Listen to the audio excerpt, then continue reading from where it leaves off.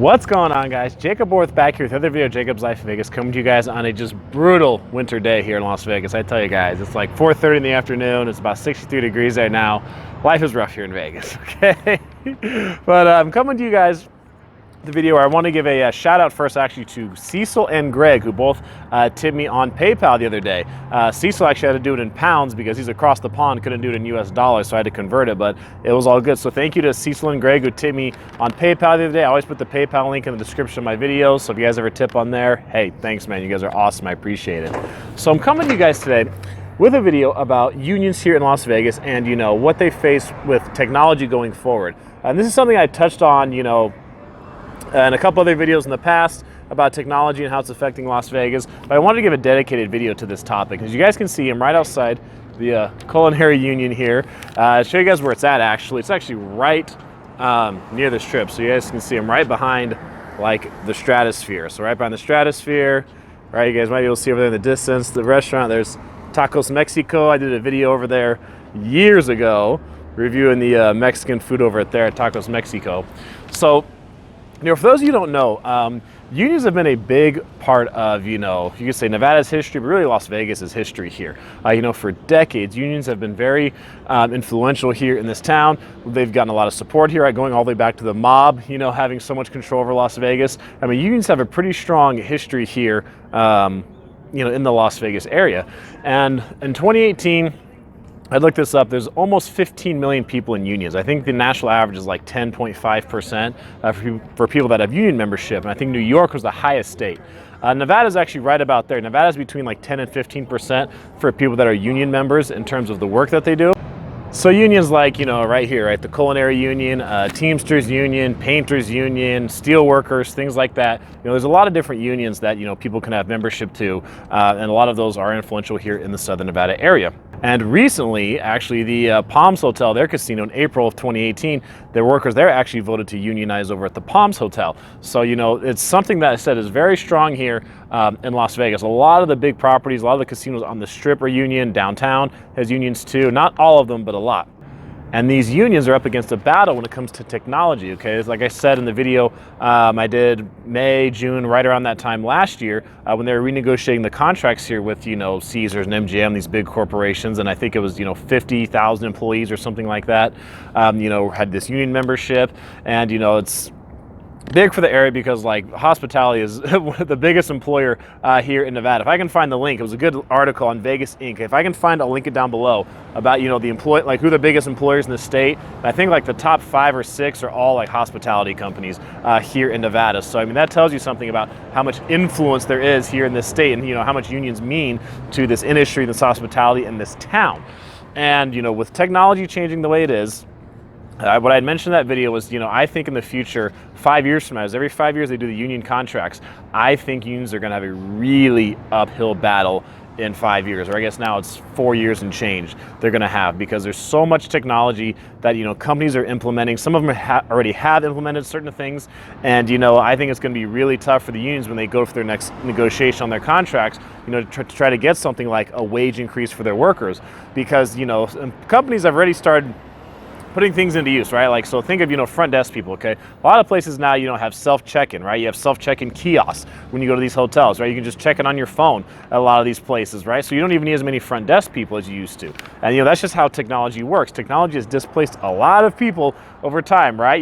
Travel agents. How many travel agents are there now, right? The internet helped take care of that. People used to travel by, horse and buggy, right? Now we have the automobile. Blockbuster used to be around. A lot of you probably remember Blockbuster, okay? Technology, that's what it does, okay? Technology really makes changes that, a lot of people don't like, because of course at the time, there's people who wind up losing jobs, having to go find other work, but in the grand scheme of things, it improves our lives and makes our lives easier. Another thing you'll see at hotels, I was actually introduced, I think the first place to introduce it here was Cosmo in 2017. They introduced this whole like concierge texting, where you check into your room and all that, they have your phone number, and then if you have questions, you can just like send a text and the concierge will take care of it. I mean, they even have that when I was down in Laughlin, Nevada, just for a quick trip. They actually have that down in Laughlin too. I mean, they have the self-check-in kiosk, someone just there to help you. They've got concierge texting you can do, and there's other things that are coming. If you look at Silicon Valley, I watched a good video the other day on a channel called Silicon Valley Girl, and I'll either link it up here or down below in the description. It was a good video about, like, you know, how robots are replacing so many jobs. I mean, you know, things from like bartenders to like baristas, right? You go to make your coffee, she goes to a restaurant, she's like, where pretty much the whole thing, your entire burger is actually made by a machine. Like, there's a person, you know, taking the cash and, you know, the payment, but other than that, like, it's all done by robots. They had a robot security guard at a mall, I believe it was in San Jose, and I was like, that's interesting, a robot security guard that's, you know, supposed to like detect, I guess, people that are gonna supposedly steal something. I don't know exactly how it's done. And they still had humans that were there for security too, to, you know, if they needed to apprehend someone, they would call them over. But I mean, it's like, you look going forward in hospitality, it feels like there's not too many jobs that won't be affected by technology changing in the future.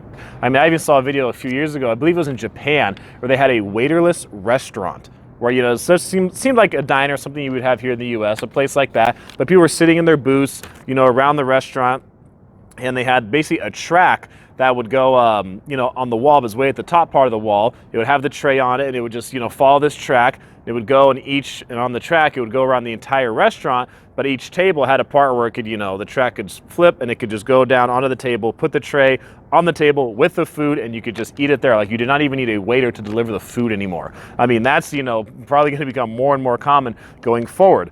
I even did the video last year about the whole free drink thing going on at the casinos here, but their plan was, you know, to pretty much try to cut out people who are freeloading on slot machines, because over at the Westgate, they had started implementing that technology where, you know, if you're sitting at a slot machine, you know, here in Vegas forever, if you just want to sit down, you could play a little bit, right? The waitress would have to come over, and they would have to find people, new people playing, offer to get them a drink. You know, the drinks are complimentary, but you might tip her $1, maybe tip her $5 up front, so she comes back more often, right? So, you know, it wasn't really based on your play for the casinos, right? You just sat there, you played a little bit, the waitress would come over, get you a drink, she'd get a tip, you'd get a drink for, you know, cheap, you know, next to nothing, and you were happy, right?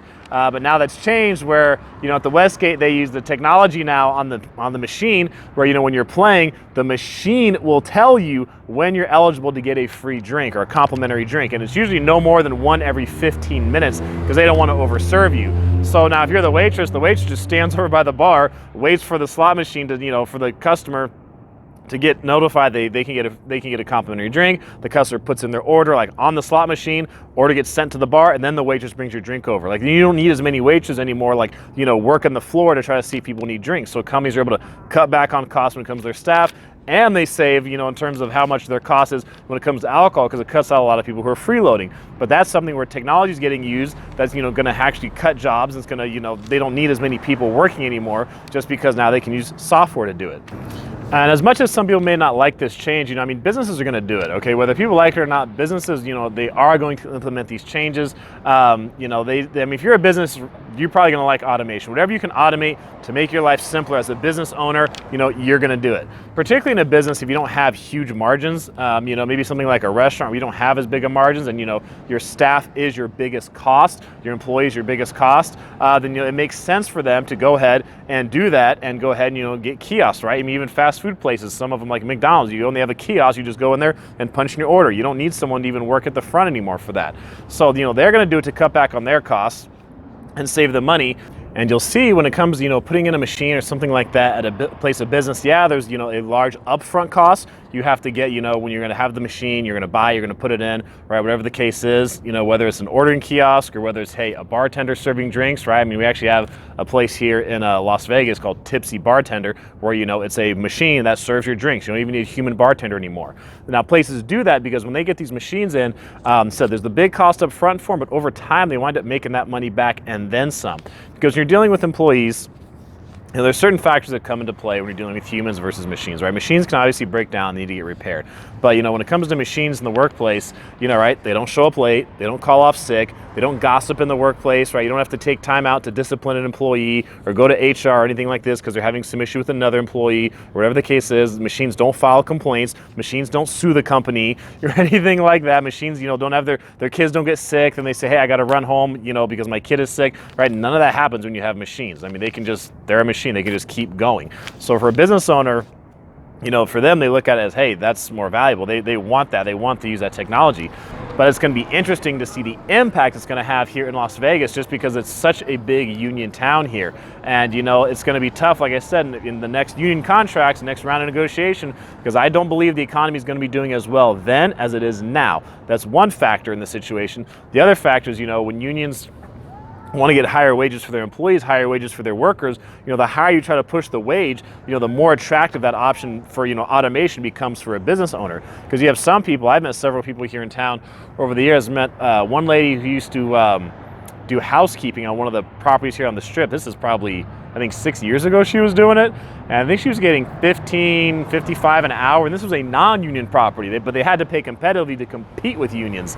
That's what she was getting paid. I remember picking up a guy one time when I was driving for Uber who was a porter over at a union property here on the Strip. I think he was getting 18 something an hour as a porter. I knew another lady who all she did was restock the refrigerators in the hotel rooms at a union property here on the Strip. And I think she was also 17 or 18 something an hour, plus, you know, she had full medical benefits. She had 2 kids. She had daycare for her kids. She could take her kids to daycare there. I mean, a lot of benefits, you know, for the employees. But as you know, you try to get more and more benefits for employees, that costs more and more for the employer. So the employer is going to start looking for other ways to cut their costs. If they can do it with machines, they're probably going to go ahead and do it, you know, and that's part of the debate that people have when it comes to something like, you know, raising wages for employees, like raising minimum wage. That's part of the debate that people have, is like, well, if you keep trying to raise the wage or raise the cost for the employers, you know, then the employers are more likely to go ahead and just automate whatever they can, then you have no jobs. So in the next few years, I think it's going to be, you know, something to see here in Las Vegas when it comes to like the unions versus the technology and how that's going to wind up going, because I mean, the technology's coming, okay, no matter what, it is coming. And to me, this kind of reminds me of Uber and Lyft when they were trying to come here to Las Vegas. And when I moved here, nobody had heard of Uber or Lyft before, which I thought was, you know, a little strange, because Vegas is like one of the last big cities that Uber and Lyft got into. And I know the taxis were trying to fight hard against it. The transportation industry was fighting real hard against Uber and Lyft, but I knew there was no way they could keep them out. I mean, technology is a pretty close to impossible force to fight, I would say. I mean, I knew the transportation industry was not going to be able to keep Uber and Lyft out, and since they've gotten here, they've had a massive impact. I mean, so many limo drivers and taxi drivers and people, they're not getting anywhere near the business they used to, because Uber and Lyft have just had such an impact, and they've taken so much, you know, of that market share. But people like Uber and Lyft because why? It's cheaper than taking a taxi or cheaper than taking a limo. You know, it's more convenient. Just pull out your phone and, you know, go on your app instead of having to flag down a taxi or call a taxi company and get put on hold. Then they radio to the driver, and hopefully someone's in the area that can get there quickly. You know, I mean, it's just like, it's so much more convenient and it's cheaper, so people are going to go that way. As automation gets better, as the machines and technology get better, there's a good chance companies are going to wind up going that way. You know, how much impact it'll have over the next few years, I don't know. But I think over the long term, I think we're going to see more and more, you know, robots and more automation here in Las Vegas, whether it be, you know, at a front desk check-in, whether it be a bartender, whether it be, you know, your dealer at the table, whatever the case is. I think we're going to see more and more automation here in Las Vegas. And there's going to be a lot of people who are going to be hurt that have a job right now that, you know, are going to have to really build some other skill set, because that job may not be there in a few years. So tell me what you guys think about this video. I really want to hear what you have to say, because a lot of you follow Vegas a lot of you have a lot of good history and knowledge of Las Vegas, and unions are definitely a part of that history here. So I want to hear what you guys have to say about this when it comes to unions versus technological changes coming in Las Vegas. Where you think it's good, bad, neutral, otherwise. I want to hear it down in the comment section below. Thanks for watching this video, guys. I'm Jacob. This is My Life in Vegas.